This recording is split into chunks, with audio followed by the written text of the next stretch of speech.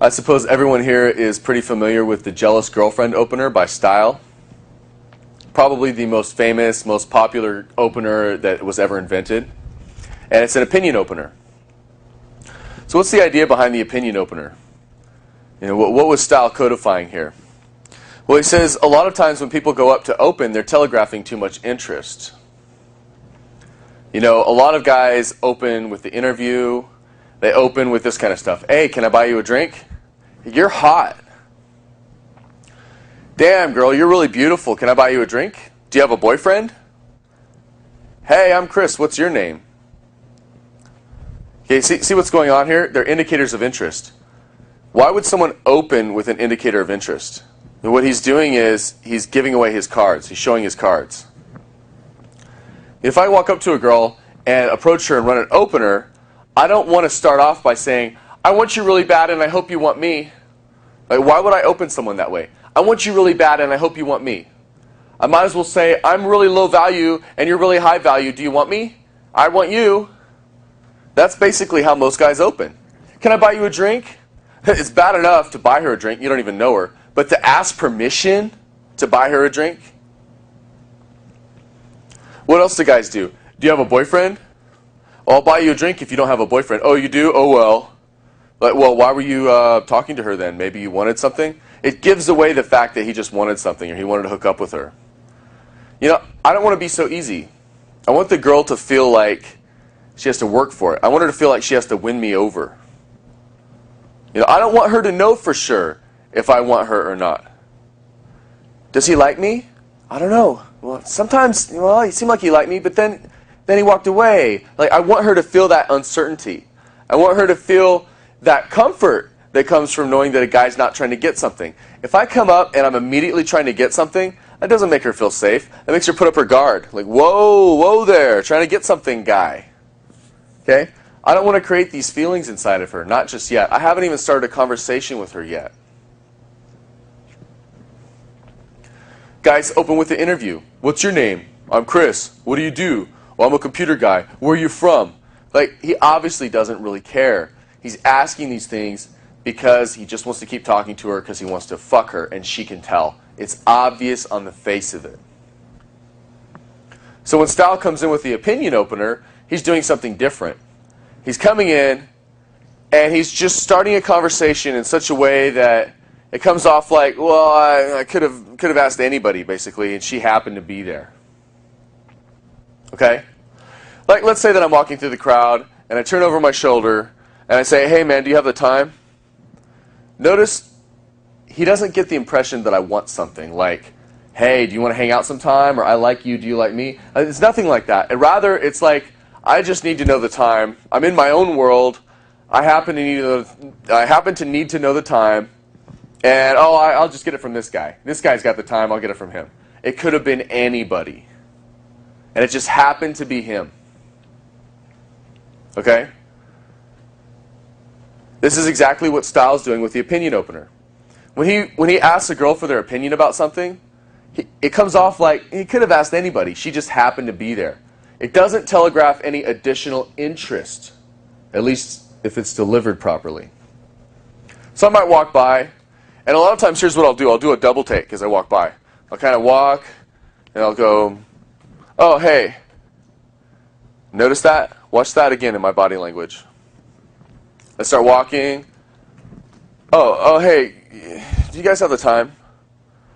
Like, could have been anybody. I noticed them standing there, and okay, I'll just ask them. Okay? Now, it's the same thing with the opinion opener. So I walk by. Oh, hey, guys, we need a female opinion. Okay, notice I'm leaning away. I'm facing away. Hey, guys, we need a female opinion. Would you guys date someone who's still friends with their ex? Okay, now I'm going into the opinion opener by Style.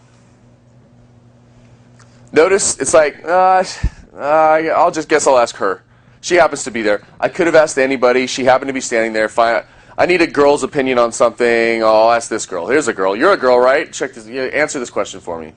All right, thanks. Okay? Not like I'm trying to get something from her, but more like I'm in my own headspace. I happen to need something from a girl. She happens to be a girl who's standing right there, so I'll just ask her.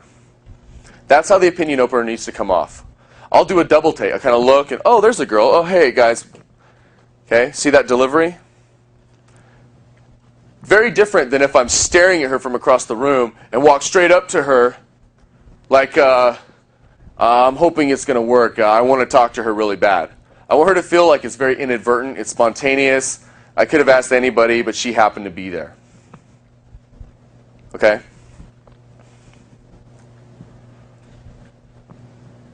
Now look at the difference in delivery. Here are the words of the jealous girlfriend opener. Hey guys, I need a female opinion. Would you guys date someone who's still friends with their ex? Blah, blah, blah, blah, blah. Interrupt. All right, get this. My friend Aaron's been dating this guy for 2 months, and he's still friends with his girlfriend from college. He still talks to her on the phone, and he still has his shoebox with letters and pictures and stuff like that. What do you guys think about that? Blah, blah, blah, blah, blah. All right, get this. She told him he has to stop talking to the girl, and he has to burn the box. What do you guys think about that? Blah, blah, blah, blah, blah. Okay, and then I immediately go into Styles' best friend test, where he says, wait a second, are you guys really good friends? Okay, now I'm going to the next piece. Okay, now that delivery was very flat. It didn't have much of a rhythm to it, didn't have any pausing, didn't have expressiveness to it. It was just me reciting the words. Think about this though. If I go out on the first night and I recite the words, I'm going to get some degree of response. It's my first night of practice, I'm probably not going to get the best response. If I've been practicing that same opener hardcore for 6 months, I'm probably going to get a much better response 6 months later. First, I'm getting a bad response, or not that great of a response. 6 months later, I'm getting this really good response. I've been practicing for 6 months. But wait a second. It's the same words. It's the exact same words. So, was it really the opener, or was it the delivery? It was the delivery. I was practicing the delivery over those 6 months, and it's the delivery that got me the result. That doesn't mean the openers aren't well designed, but again, it's the delivery that gets me the result. Otherwise, the opener would work just as good on the first day with no practice, like some magic spell. But that's not what these are. They're not magic spells. They're openers. They're material that require practice. So let me try a little better delivery on the jealous girlfriend opener.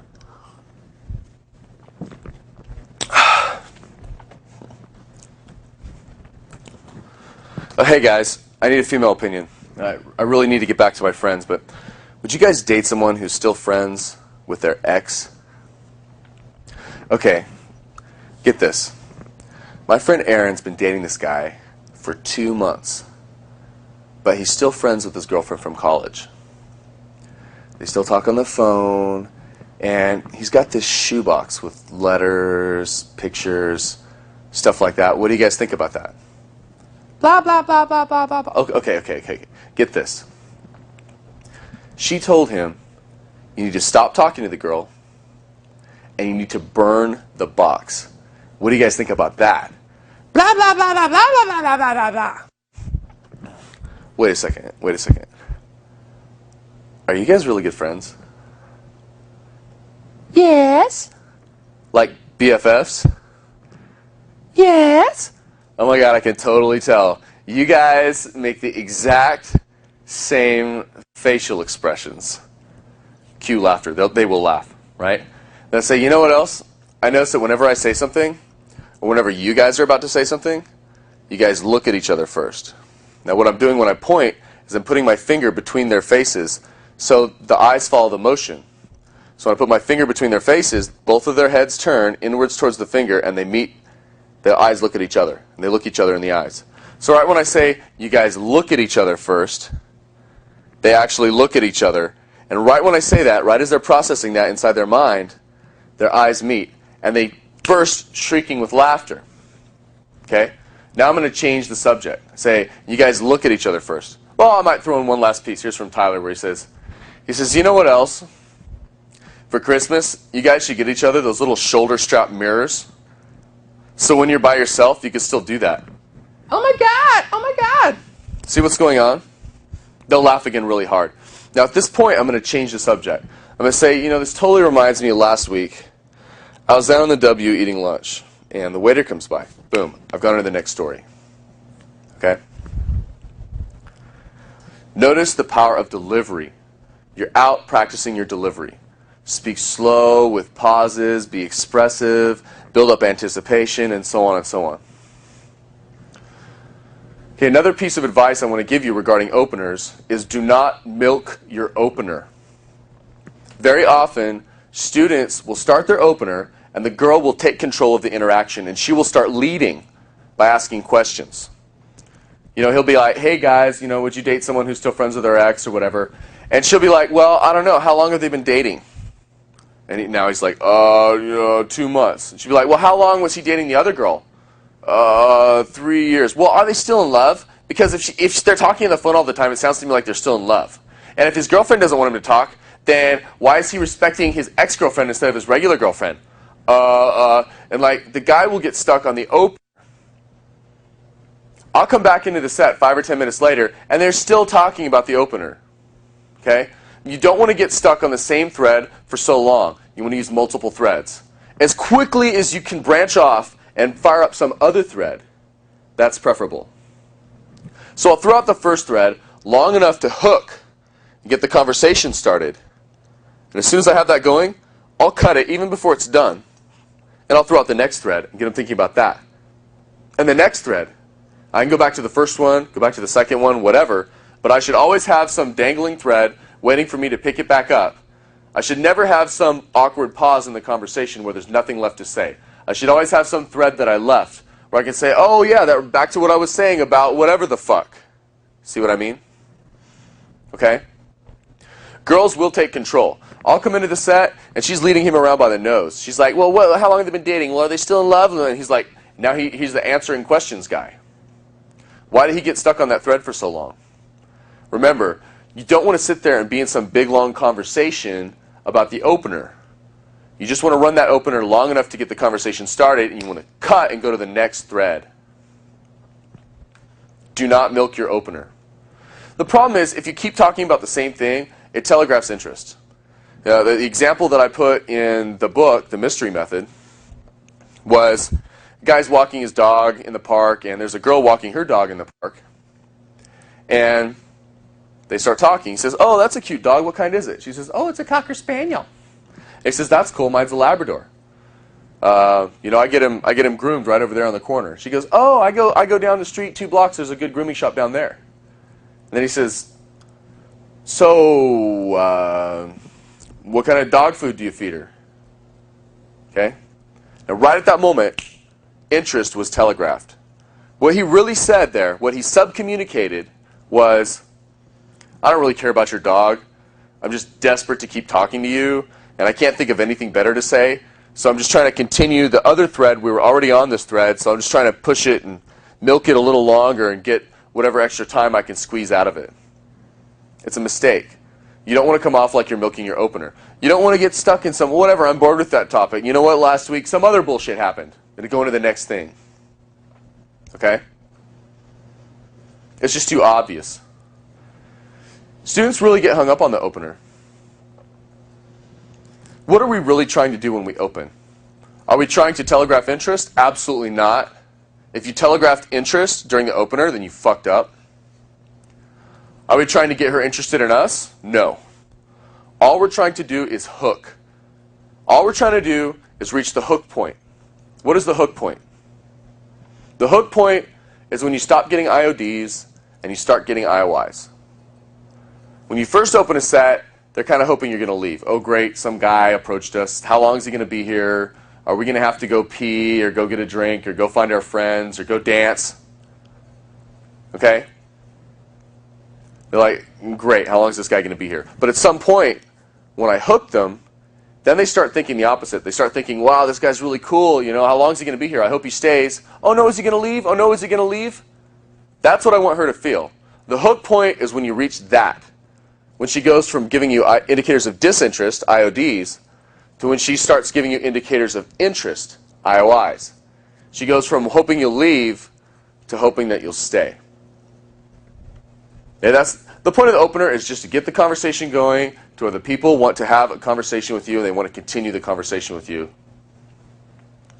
The opener doesn't have to be some big, long 5, 10, 20-minute conversation. It just has to be enough to get things started so you can hit the next thing. So let's talk for a second about disqualifiers. Girls constantly feel like the guy is trying to get something. And when the guy's trying to get something, she puts up her guard. I don't know how long is he going to be here, and you get rid of him. She's suspicious of everything that you say because she knows you have an agenda. Think about it. You're at a car dealership, and there's a used car salesman comes up to you. Okay, every time he says something, you take it with a grain of salt. Because you say to yourself, yeah, this guy just wants something. He just wants to sell something. You don't feel that sense of trust in everything that he says. Instead, you feel suspicion. Everything he says just looks suspicious because you feel that secret agenda, that underneath that he just wants you to spend some money. That's what girls feel. When a guy approaches a girl, she feels like, all right, this is the agenda guy. He just wants something. Everything you say is taken with suspicion. So it's very important to come off right from the beginning like you don't care, like you're not trying to get something, like you don't have an agenda. You're just adding value with no intention of outcome. Right? And one way of doing that is to use disqualifiers. Negs. You want to disqualify yourself as a potential suitor. Okay? If I open the set and I say, I really got to get back to my girlfriend, she's right over there. But let me ask you guys a quick opinion because we're having an argument about this.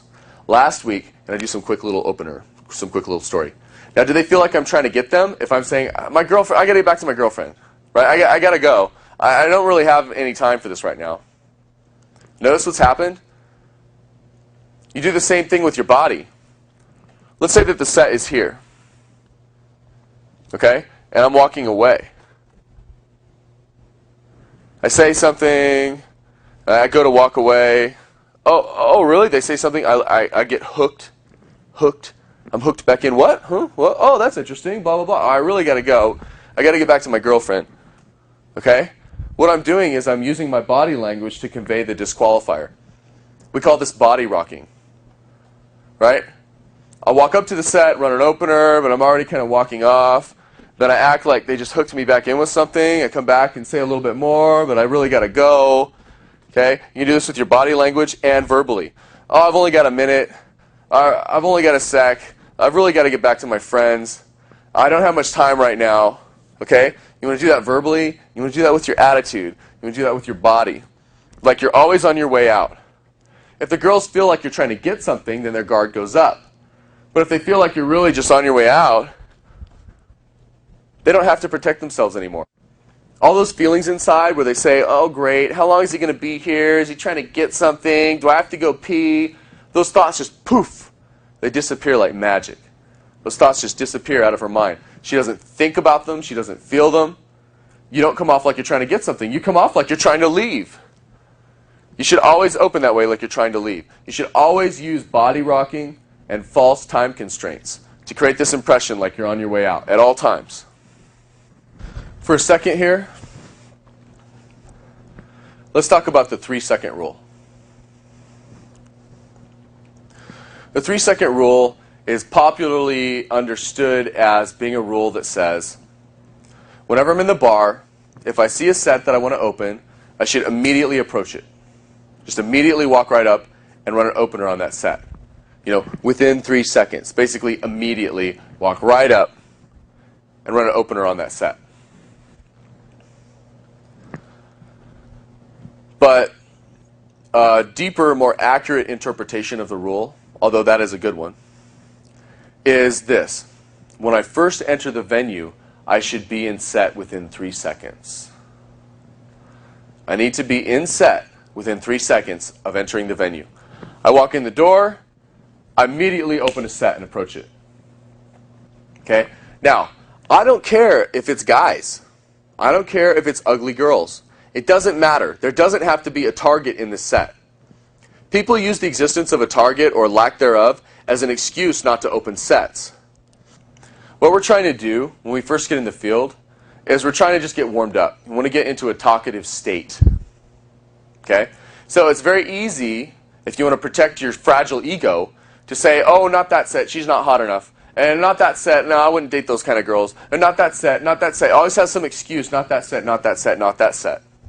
Okay? So I'm going to tell you right now, walk in and open some guys. Okay? I'm not trying to get some great result with some target at this point. I'm just trying to get into a talkative state. I walk in the bar, there's two guys. Hey guys, how's it going? Did you guys catch the game? Okay? Talk to them for a little bit. Oh, and run it open on this set. Body rock, talk for a little second more. Body rock, open this set. Bring this guy in, introduce them. Oh, you should meet this guy. He has the same interest. Whatever the fuck. Okay? The point is to become a talkative person, get into a talkative state, and be seen talking to all these different people. To be seen as a social guy. Okay? Everyone else in the room, everyone else in the bar, they don't know that you don't know those people. You walk in, you're talking to people. Looks like you know them. You open the next set. Looks like you know them. Looks like I seem to know everybody. I don't have to know anybody at all, but I can create the social perception that I have all these alignments, that I know everybody, that I'm this popular guy. And I'll immediately, as soon as I start meeting people, I'll start introducing them around and merging sets together and introducing them to each other. They're really there for that reason anyway. They're hoping that something cool is going to happen, that they're going to meet cool people. They all stand in their little circles of 2 and 3 and 4 people, shy, embarrassed, hoping something cool happens, but not wanting to make a move themselves. I came in and break that ice for them. You know? I meet some cool girl and some cool guy and introduce them to each other. Now, those two people are going to like me, and all their friends are going to like me. And we'll probably all end up at some big after party at the end of the night, whatever. Okay? Will from New York, he likes to walk in the bar, and he starts pointing like he's pointing at people he knows. He'll walk in, he doesn't know anybody. He walks in the door, he's like, hey, my bro, what's up? Right? So whenever people look and they see him come in, it looks like he's pointing out all his good buddies in the crowd like he knows them all and he's glad to see them. He doesn't know a fucking soul. He's just creating this perception that he knows people, that he's a social guy with friends, that he has social alignments, which is a value switch. And we'll get to attraction later on. Same with you. When you first walk into the bar and open a set, it looks like you know people. Open the next set, looks like you know people. Open the next set, looks like you know people. Your level of pre-selection is rising in the venue. Your level of social alignments is rising in the venue. It comes off more and more like you're this cool, high-value guy who knows everybody. And guess what? In the meantime, you're getting warmed up. You're getting into a talkative state. You're getting into a fun, playful, conversational state. And I open this set, and oh, there's a target in this one. Neg. Run the set, be fun, neg the target, of course, neg the target. Okay? So the 3-second rule doesn't just mean, oh, if I see a set, then I have to open it. Okay, although that is true. But what it really means is that you should always be in set. Always be in set. Look at the rule that way. Always be in set.